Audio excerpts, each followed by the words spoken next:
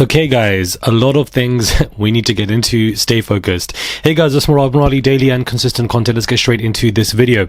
So I want to break down Mufasa, which is, the new Lion King prequel, which has scored $87 million internationally and $122 million globally. And Mufasa has reigned supreme, guys, at the global box office, but the Lion King prequel is actually lacking the bite of Disney's prior live action adaptations, Deadline is reporting. The movie, which is a prequel to director Jon Favreau's 2019 photorealistic Lion King, powered to $87.2 million overseas and $122 million globally. Whilst those ticket sales were enough to top the worldwide box office charts, the film actually landed far behind pre-release expectations of $130 million overseas and $180 million globally. Mufasa also missed projections in North America, debuting to just $35 million, whilst landing in second place behind none other than Sonic the Hedgehog, the third Sonic adventure, not the first, not the second, but the third. And that in itself is very intriguing to me, that Sonic the Hedgehog number 3 dashes to 25.7 million in the opening day, but Mufasa the Lion King is trailing behind with 13.3 million. Now, what movie that has surpassed Mufasa is Moana 2, which basically is about to reach the 1 billion mark. It's done so well, and so many people are saying, oh, we haven't heard about Moana 2 and why is it so popular? Well, I've heard about it with my nieces and nephews, who obviously are the age market for that show, not your friends, not your age mates. It doesn't make any sense. The reason why I'm opening this conversation with the first topic of Mufasa Lion King is that basically, whilst it has done well on the box office charts, it missed so many projections and it missed so many targets that it was meant to meet. And I definitely feel like the Jay-Z related lawsuit has impacted this because of the controversy and for the fact that Jay-Z, Beyonce and Blue Ivy were all there on that first day of the premiere. I feel like Jay-Z should not have been there. It was Blue Ivy's big day. It was all about her. Very talented with what she was doing in Lion King. I think that she was very well in that show, in that movie, sorry. But I just feel like the Jay-Z lawsuit and the fact that it hit the same day as the premiere for Mufasa is pretty crazy indeed. So I think this was one of the reasons for why, controversy, and there were other controversies that this movie was definitely having, which is why it didn't do as great as its prequel, and it also it didn't do as great as the first one, but it also has missed so many projections. The movie has not flopped, which is why it's done good on the box office, charts.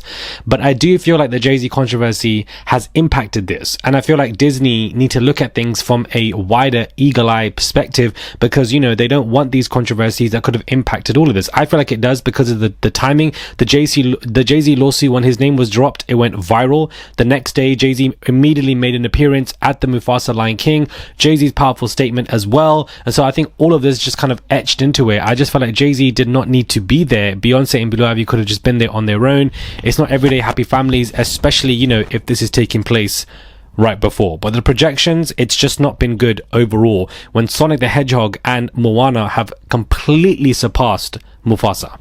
Now, somebody tell me how they have found Buzzbee's mugshots. Now, it looks like mugshots of him have been released.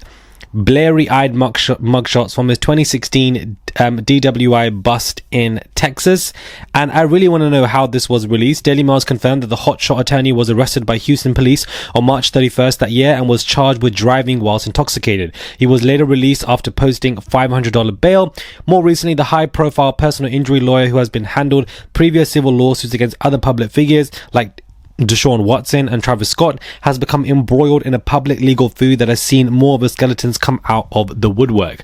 This has Rock Nation, I'm So Sorry, and Jay-Z, and I feel like Alex Spiro all over it. Now his mugshots have been released. It's something that, they have done somewhere behind the scenes. They're trying to damage the credibility of the lawyer. They're trying to come in from behind, cut the head off of this whole scenario, and they think that that will expedite the dismissal of the lawsuit as opposed to trying to formulate anything outside of the NBC interview to defend their client. So yet again, I think that this is messy. We don't need to see mugshots of the lawyer for the fact that he was driving intoxicated. It blurs this case. It distracts us from this case, and it makes us focus on Buzzbee, the silly clown lawyer. That's what they want to see him as, and I just find it to be annoying because even if all of this came out about Alex Spiro, I would also be saying the same thing. What does this have to do with the case? I don't want to discuss the credibility of XYZ because I feel like we need to discuss the actual the crux of this, which is the alleged victim and what this person is stating. So I think that this is very frustrating that, we have mugshots being released. It's just annoying. If not that, other lawsuits and etc, etc. It's just really, really annoying. Now, videos of Wendy Williams have been released, multiple at that. There was one where she was at her son's graduation. Then there were also, videos of Wendy Williams at her home or whatever. If it fits. Yeah, well, that's why I have it like that. Last one. Yeah. It's not gonna work. Okay, I'll take it. It's not gonna work. I'll take it. It looks like Starbucks. Right? Starbucks logo. Yeah. But I got that for you. That's gonna fit, isn't it? Yes. That's Yeah. No. It's gonna fit. Yeah. I appreciate it. I got something for everybody. I got something for Bella. And I gave Daenerys had this little thing that I don't know. You can put anything in it. Yeah. I appreciate it. Oh, it's right. Nice and black. She doesn't seem mentally,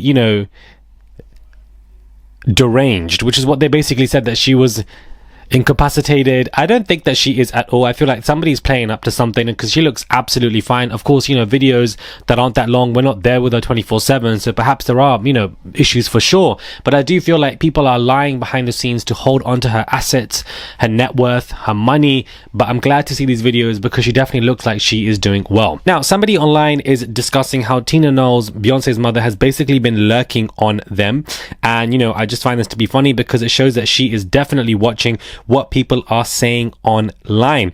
Now, of course, somebody, she put up a statement discussing well, I don't know what she put up herself, but she says, LMAO, this is why Mama Tina is stalking my IG. And you can see that via her stories, Tina Knowles is watching her. And of course, that she and this person is discussing the statement from Buzzbee and the statements from Rock Nation. So, Tina Knowles is lurking on the streets to find out what people are saying. And of course she would be, because I feel like she liked that picture with Jay-Z and Diddy. I feel like she liked it by accident. I don't think that she would be intentionally doing anything like that, because it wouldn't work well for their brand, their campaign, and who they are. I feel like she liked it by accident, but then she lied and said that she was hacked. Don't think that was the reason. I knew that she would say that, and then she came out with a statement saying that she was hacked. Ain't nobody hacking you to just like one post. Nobody's doing that. And now, of course, she's lurking a lot of people's pictures or stories or whatever for people who are discussing the Jay-Z, stuff as well. So I just find that to be very intriguing. Do let me know your thoughts are, guys, when it comes to this video. Let me know your thoughts are when it comes to the Lion King adaptation, and for the fact that it missed so many projections and targets. Do you guys feel like the Jay-Z saga has anything to do with it? That a lot of people just felt like they didn't want to go watch that movie because of the association of a child being R-worded. It may be, guys, or maybe it's just the fact that this adaptation and this photorealistic animation just isn't that popular. I don't know. What are your thoughts? So do subscribe to the channel, comment down below, give this video a thumbs up. I would appreciate it. Like I said to you guys in my last video, I'm very intrigued about the financial aspects of what takes place when these celebrities hit these scenarios, and if things actually interfere with their projects that they are mingling in, if that even makes any sense. I don't even know what I'm saying sometimes. Do subscribe, comment down below, give this video a thumbs up, and I'll catch you guys soon for another video.